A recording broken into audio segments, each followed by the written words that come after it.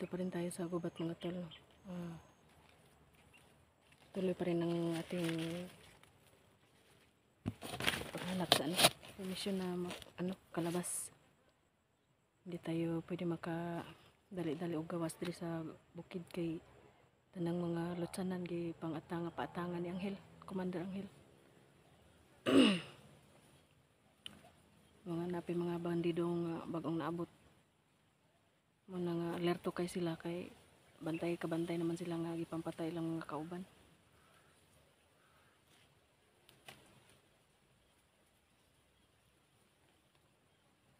Buti na lang at may agima tayo. Ang gamit natin sa paano tayo na.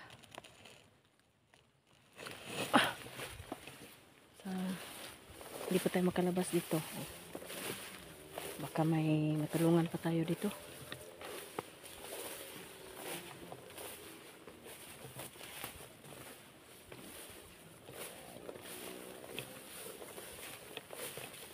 Sobrang init na.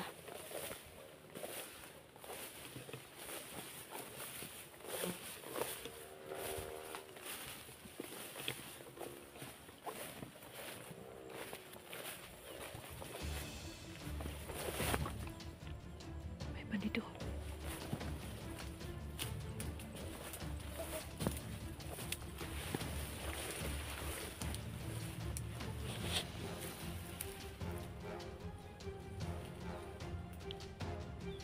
Tayo pwede magpakampante lang.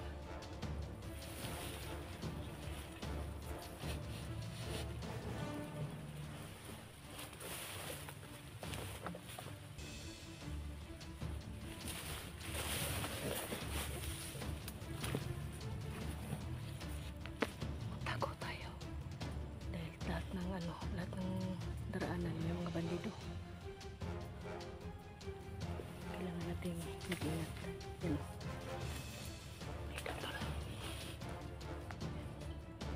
Buti na lang at nakapagtago tayo agad.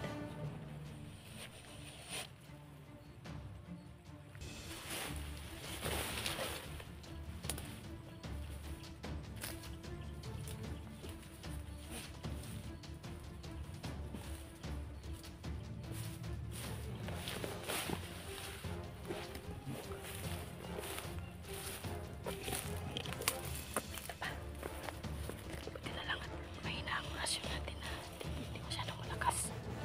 Kaya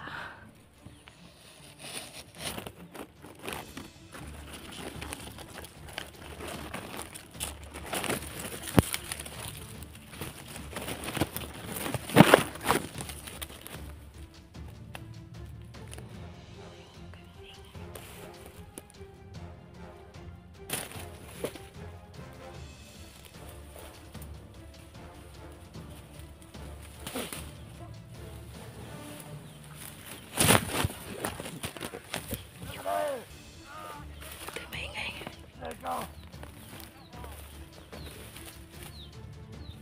Bandido. Daming kahoy na sa pare. Daming kahoy.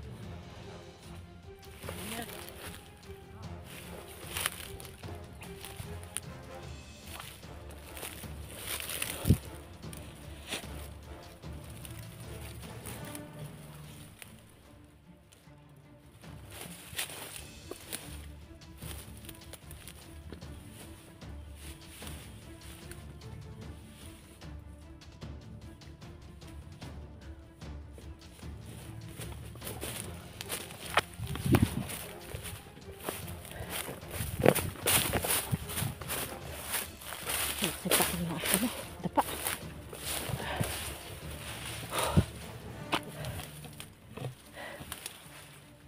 Buti na lang at hindi na tayo gagamit ng baril. May orasyon na tayo. Medyo tahimik. Silent kill lang. Wala, tiklo tayo dahil nilalapit lang ng mga bandido na nagbabantay.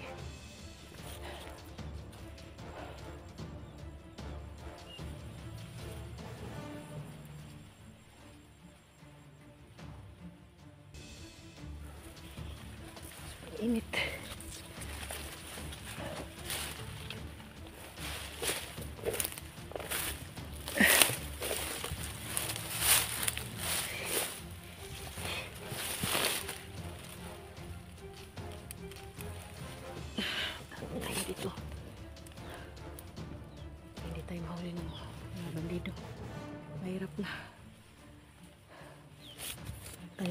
mag-isa. Wala tayong kasama. Pwedeng kampante lang tayo.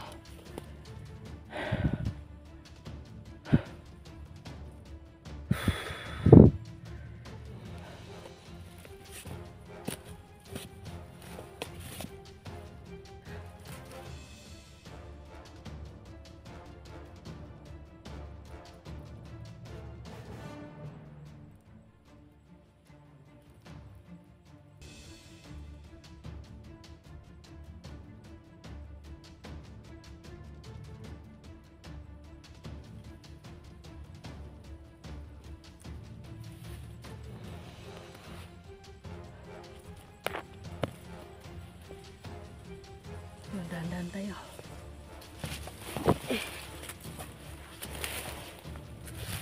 Marami siguro yung dito, tao dito.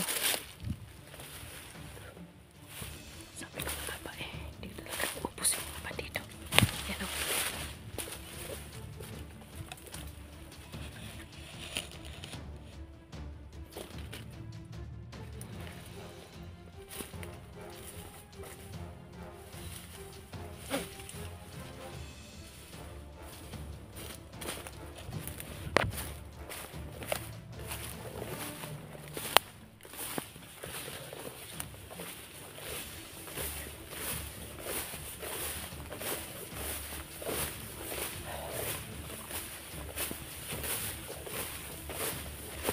Init na.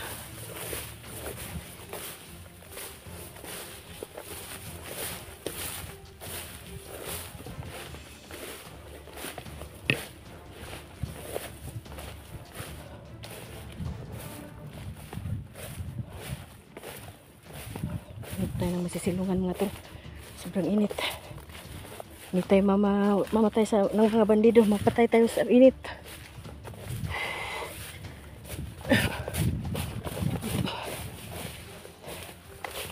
Mga tol. Papunta na pala tayo sa kubo. Yung sa kubo na siguro hideout yun ano. Ito. Silong tayo. Hideout yung Commander Angel.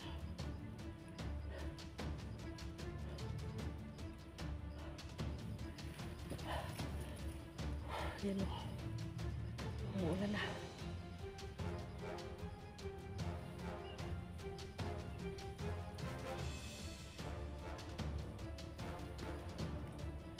Sa kahit saan talagang daanan, merong mga bandido.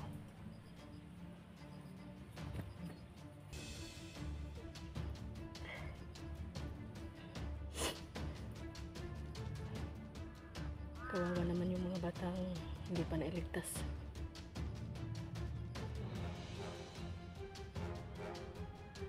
Ito, susubukan natin pumunta dun sa ano, sa kutaning ng Commander.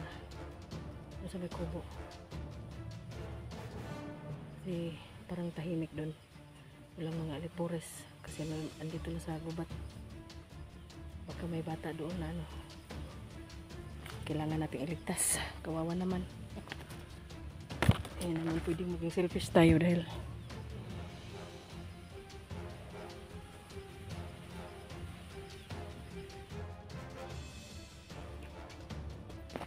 kawawa naman yung mga bata. Nahanap na yun ng mga magulang nila.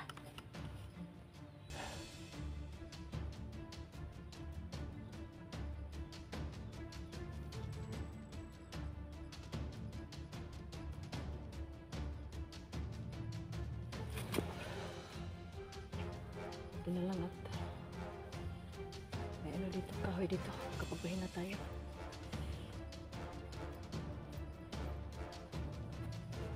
Pwede hindi tayo pwede magpahinga. Sobrang init.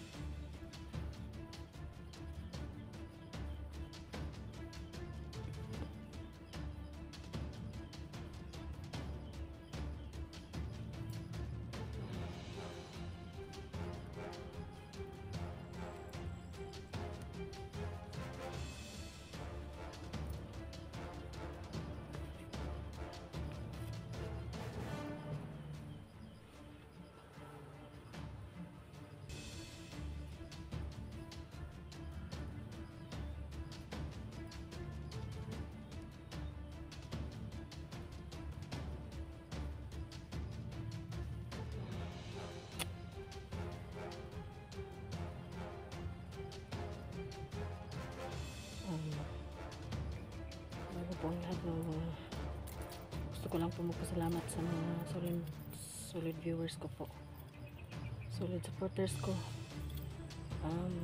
solid viewers ko po. Maraming salamat po. Hindi ko man maisa-isa kayo lahat. Sa susunod siguro ilista ko na lang kayo sa papel para mas madali ko kayong matandaan. Yun na lang siguro gagawin ko.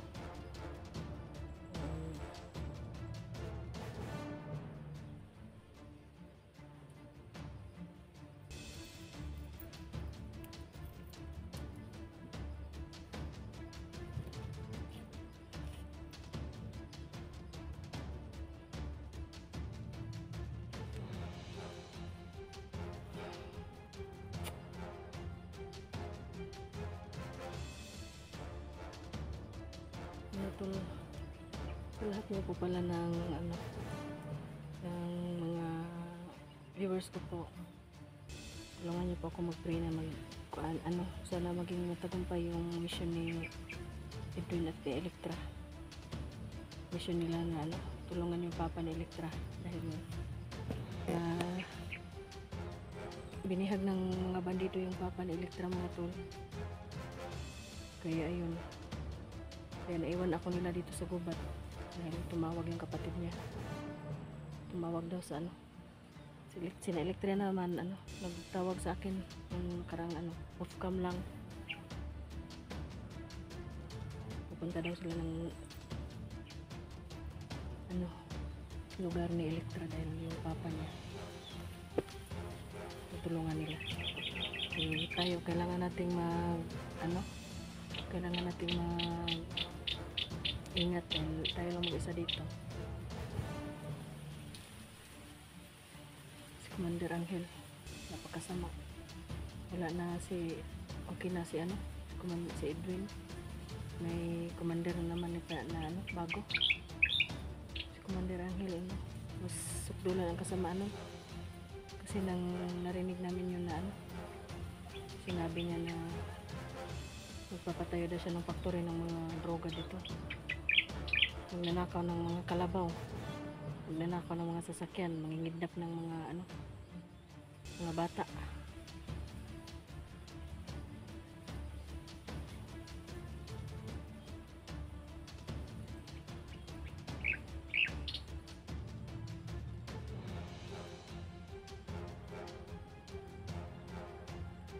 Tatanim din sila ng ng damo, yung tawag doon, marijuana daw. Tatanim daw sila dito. Kaya yan ang pinaka bawal naman yun. Pinaka yun, I hate drugs talaga, sabi pa ng Pangulo noon.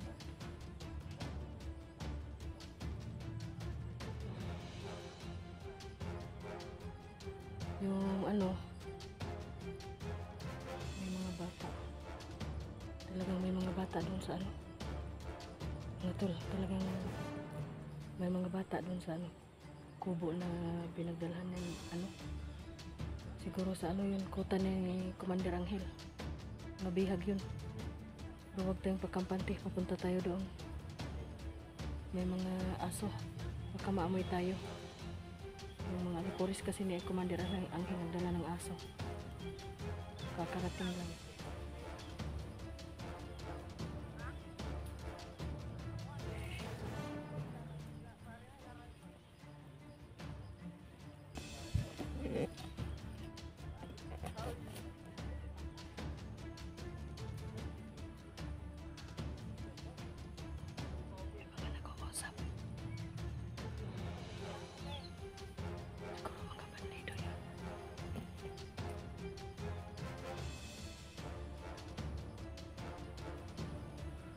Masid lang tayo, mag-iingat tayo.